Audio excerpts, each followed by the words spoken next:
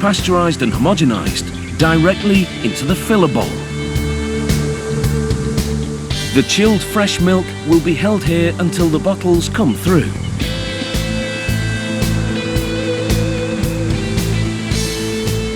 As each bottle approaches, it first needs to be marked with the production and expiry dates.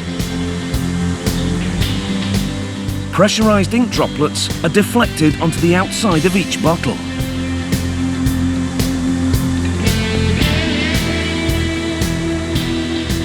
Creating those date stamps. This machine dates over 70,000 bottles an hour.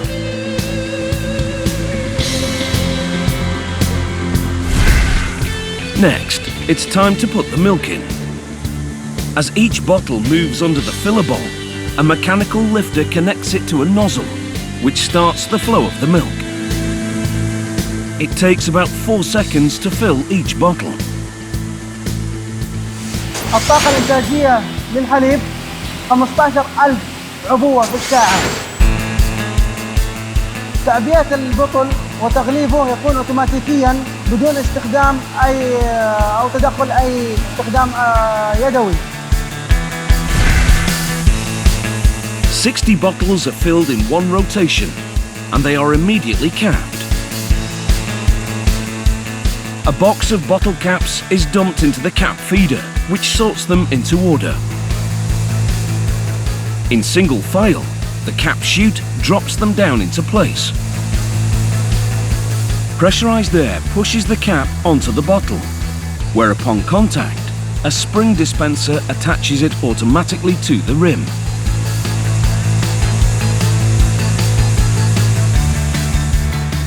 The complete bottles move past inspection. Those with defective caps are removed manually. But they're not finished yet. Before the bottles can be packed, they are put through a water shower. This ensures that any milk that has dripped onto the bottle is cleaned off. With the bottles filled, how do you keep track of so many millions of products? The solution lies in an enormous storage facility.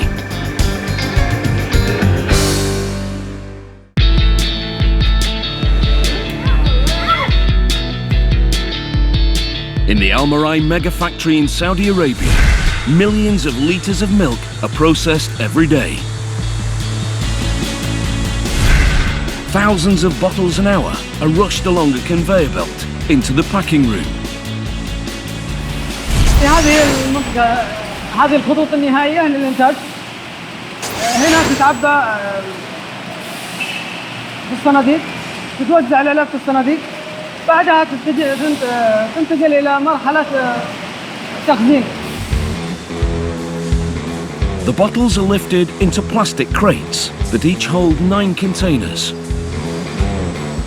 The crates can arrive the wrong way around, so before they can be stacked, they need to be rotated so the whole stack won't topple over.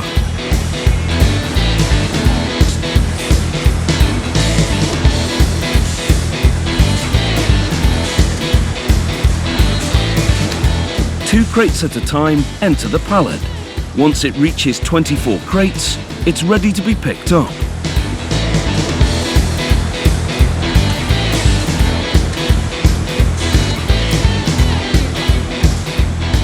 Four automatic lifters send the pallets down the line and into the cold storage facility.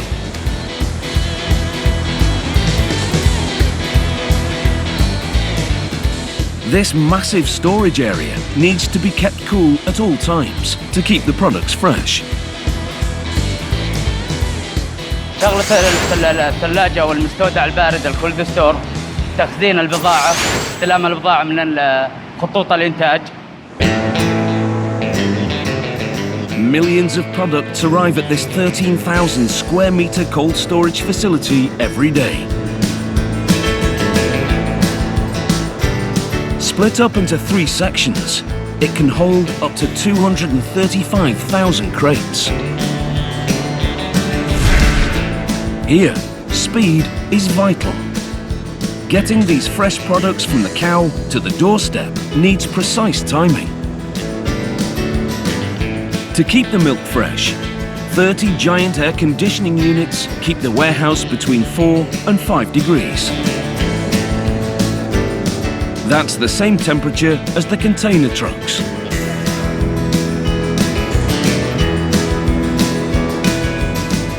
Every day, 150 of these 12-metre trucks head for depots across the region. But there are dozens of other product lines. Juices like orange, mixed berry, mango and apple are just a few. They get bottled as well, but these ones are different. The juice bottles are made of PET, or polyethylene terephthalate. PET is a type of polyester and is used to make a wide range of containers. First, these pellets are sucked into an injection molding machine to be turned into what's known as preforms. At this stage, only the lip of the preform resembles the final shape. Thousands of these arrive at the factory and are put into the preform loading unit, or the tipper. Each load of 15,000 of these tiny plastic preforms now start the molding process. As they fall, 2 rotating rollers flip them into single file order. They make their way across the ledge and into the molding machine. This high-speed blow molding machine will take these preforms and blow each of them into a bottle. What we have here is Almarai's high-speed blow molding machine. We run about 15,000 of these every 20 to 25 minutes through the machine. That's about 600 bottles a minute. So it's extremely fast. The rigid preforms first need to be made more flexible. At high speed, the machine spins them through a giant 200-degree heater, softening the plastic. It comes down through here into the machine and then comes out a blown bottle. So we go from a preform, this shape, which is jelly-like, to a bottle which is pretty rigid. As the preform enters the molding machine, this is what happens. It's first loaded into the mold. Then, a metal rod pushes down and stretches the plastic. A blast of low air pressure expands the preform, followed by a high-pressure burst of air that inflates it to the correct size. Cold water then circulates through it, creating the ridged bottle shape. But the devil is in the detail. This bottle has more than meets the eye. What you see here is example of the 200 ml bottle we make. To the average person, it's a PET bottle. But for me, when I look at it, I happen to see the leaf pattern. Now this leaf pattern is not only there for decorative, it serves a purpose. And what the purpose is here, believe it or not, is for strength. So we have one this side, and we have one here. This is to prevent the bottle being able to be squashed or the neck area to move. So when you undo your juice, this will give it strength. Quite cool. The machine makes 36,000 bottles an hour, and the whole process is digitally monitored to make sure each bottle measures up. The ones that don't are recycled. The rest move on to the filling station. But not every product that leaves here needs refrigeration. Some dairy products go through an extra process that keeps them good for up to 6 months without chilling. And that is ultra-high temperature or UHT processing.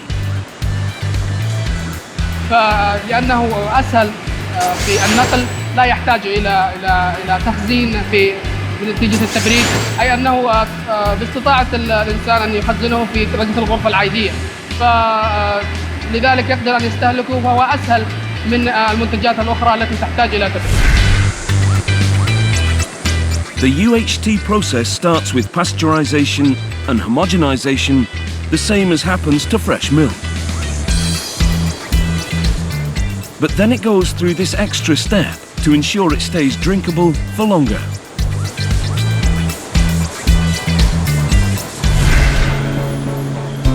A machine rapidly heats the milk to 137 degrees, killing any bacteria.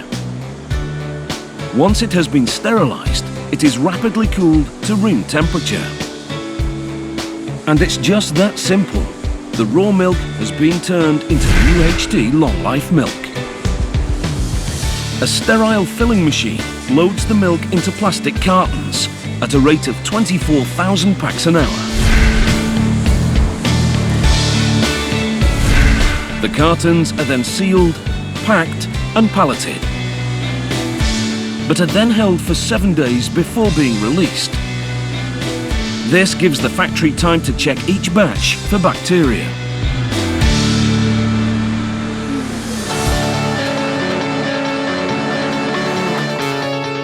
At the on-site lab, technicians check samples that have come from the factory.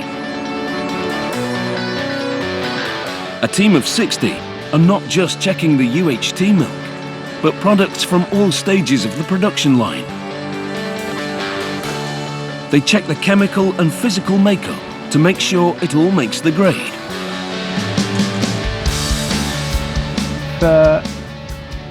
فنضع العينة في جهاز الميلك سكان.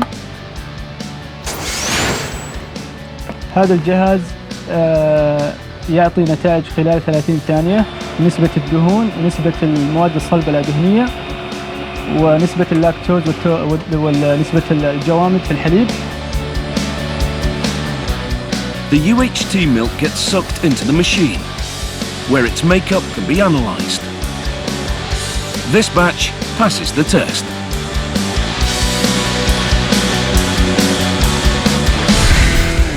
With this UHT batch cleared to go, it makes its way directly into a separate long-life storage facility.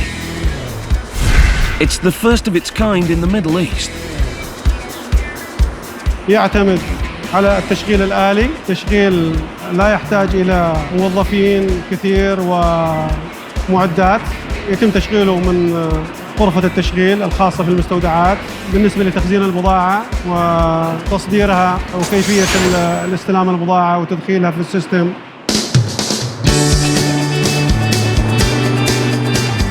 This 7,700 square meter facility uses 5 stacker cranes that travel up and down the 22-meter high racks. 3 automatic operating systems tell the cranes where each arriving product needs to be stored and where each outgoing pallet needs to go next. With over 15,000 different holding blocks for products to hide in, this system needs to track every load. A unique barcode houses all of the specific information about each pallet. As a pallet gets moved, information is automatically updated through the system. An all-digital robotic system means nothing gets forgotten. هذه الطبلية فيها 75 صندوق، وزنها 1000 كيلو. يتم ترحيل 1200 طبلية يومياً من المستودع. التحدي الرئيسي عندنا هنا في المستودع أن نحرص دائماً على أنه يتم ترحيل المواد إلى مراكز التوزيع في الوقت المحدد وحسب طلبهم، بناء على الكمية والوقت والمنتج الصحيح. Once a pallet has been assigned to one of 6 dispatch bays, the automated system takes it off the shelf and moves it to the conveyor belt. As it rolls down, each pallet is scanned and checked one last time before heading to its bay. Up to 10,000 pallets leave here each week.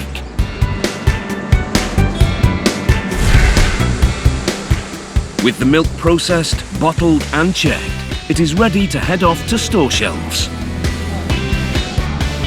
With 65 regional depots throughout the Middle East, the next challenge is how to keep it perfectly fresh for the final leg of its journey.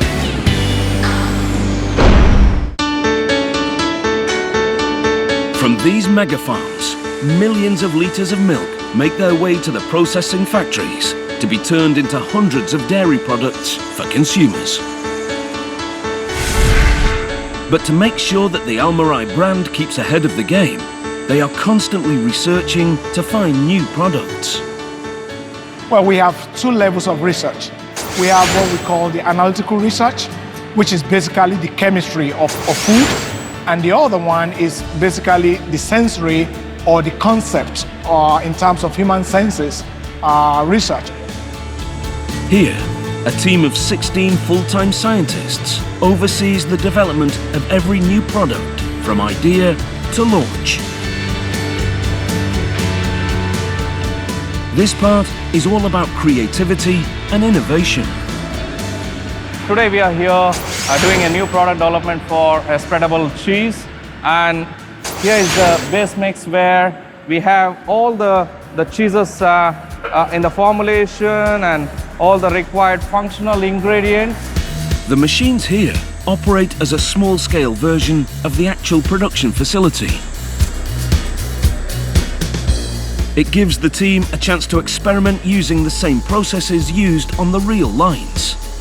And that leaves less room for error. This cheese mix has gone through a full UHT and homogenization treatment as they attempt to find ways to make it easier to spread. Every product goes through intense scrutiny, and for this cheese, it's all about getting the mixture right. The first challenge is getting the right recipe because cheese is quite a complicated product, and the product is intended for a 12 months life, so it has to all start with the recipe. The cheese will be kept refrigerated for the next 6 to 10 weeks, so it can be tested.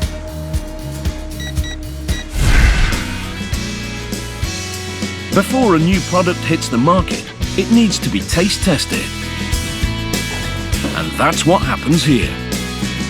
The panelists are trained to taste and then describe their reaction to an array of products.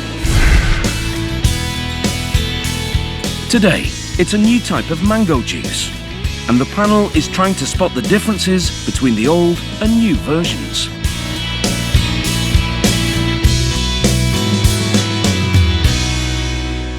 We do these tests quite frequently, mainly depending on whether we've made a significant change to the product, and we're not sure whether we can detect a difference or not.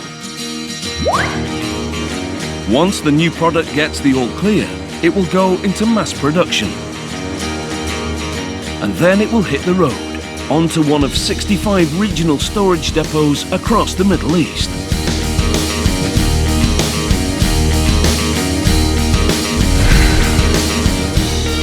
These depots hold thousands of products ready to fill the shelves. But first, they must quickly unload from the trucks ready for distribution.